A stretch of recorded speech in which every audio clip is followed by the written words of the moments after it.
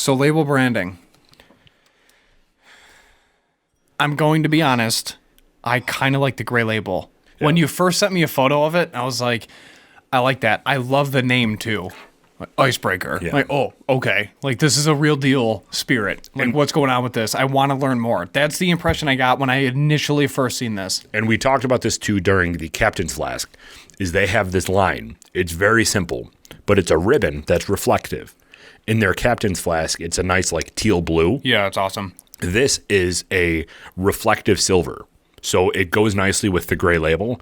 I think that it's just amazing. I love their logo. I love that it's an anchor. The only thing that I'll say about this, because I have to have one thing, just like Devil's River. The only thing that I'll say, first of all, it has a glass cork, which no other place is doing. I love that they have a glass cork too. Some wine bottles do it, but not whiskey. But one thing that I will have to say is their ribbon that they put over top, their seal, they need to have some sort of way where it'll twist off rather than peeling it off. Because when you peel it off, you get a lot of the glue residue there, and it becomes very sticky. So I learned you don't peel it off completely. You just break it. Well, that's what I'm saying. And so then pull the cork off. If they had a perforation or something there, then it could easily, like, you know how salad dressings or whatever, you put your nail in and then you... It's pronounced salad. But no, so that was the Captain's Flask. We made that mistake. Even this, I tried to do it, but it didn't let you. Oh, really? Yeah, so it's not perforated. That's what I'm saying. So if they perforate it so it can break, that would be preferred because it's leaving the glue residue on the cap. That's it. We're dropping it down to a D. All right, D+. No, I'm just kidding. So A. This is definitely an A. But that is the only thing that I would add is that there is that little residue on there. But it's fine. My hands are very clammy, so I basically took it off already. That's gross. But anyway. What the hell? So we're pretty good. So we're pretty good. Yeah, we're golden now. No, it's... So we're moving on. You don't want to talk about my clammy hands? We gave this an A? Yeah. Okay. This nose, guys, if I can explain this to you accurately, you're going to go out and buy a bottle of this immediately. I literally just get candy. See, now... But, I mean, there's more distinct notes, but, like, it's just like sugar and candy. And you're like, okay, but, like, what is it? What I get is specifically licorice, anise, and then a little bit of, like, a maple syrup. That combination together is exactly what I'm smelling. I understand the licorice and the maple syrup. The other one, yes, it's just not as prevalent for me. Dude, this is so awesome. This, to me, screams holiday bourbon. Like, during Christmas time and the holidays, bring this out. When you're done. You're done eating. Yeah.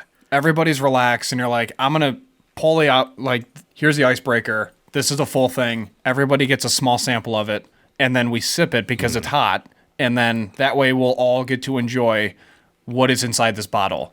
And then they would literally get the entire experience. Start with the nose, go to the initial taste, any note. Like, what are you picking up? It's a discussion. This isn't something that you would just randomly put in a decanter and you have on Tuesday. Right. So nose, licorice. Maple syrup. Maple syrup, for sure.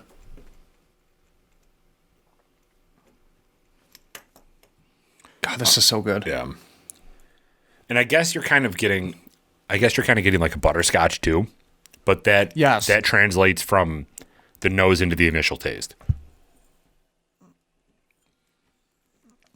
I love how our proof point has changed to where this is literally perfect. We're going to talk about that after we're done with this because that's a huge point that we have to discuss.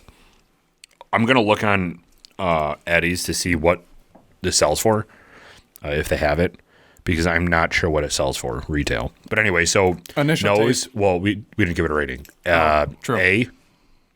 Yeah, I'm good with an A. Yeah.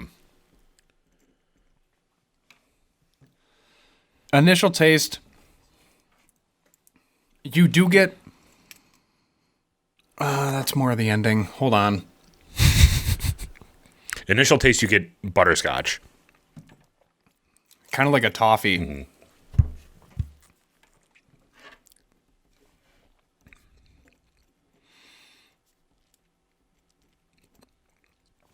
This is just something that is not common.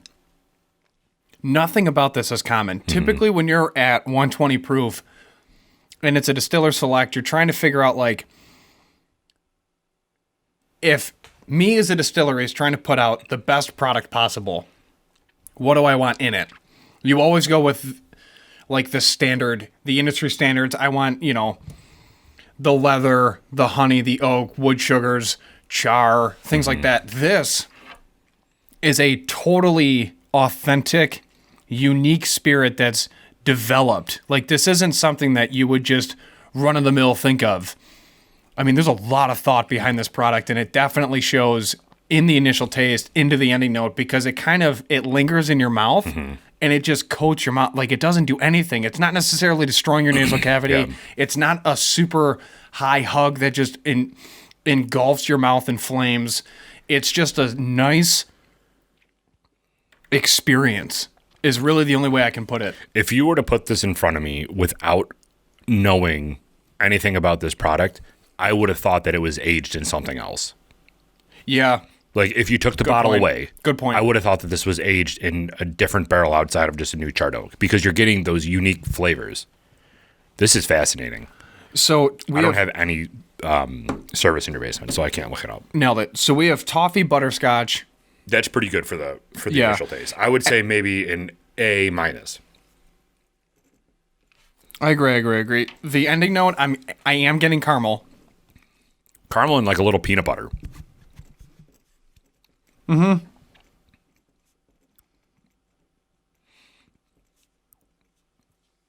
To me, this is... So, another thing that I like about this distillery, too, is they tell you the ingredients or their mash bill that it's made with, but they don't tell you the percentages, which leaves you to guess. No kidding. So, all right, it says right on here, it's distilled from corn and rye.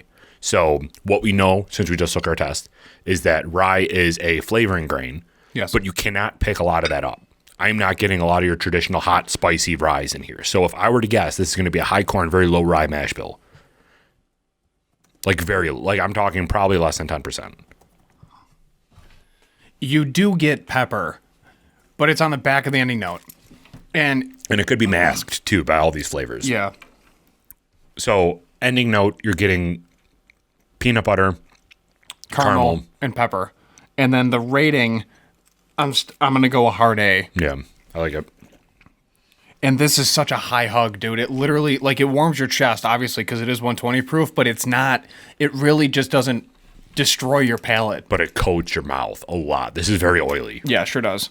So, which is interesting, because normally you associate, like, really thick legs with a lower proof point. But this is very, very thick, and it's obviously not low proof. Very interesting. I'm actually searching to see if I can find the Distiller Select. But anyways, the final rating. Yeah, final rating. I'm trying to nail down my number. You got your number? Yeah. All right. Give me the countdown. 3, 2, 1.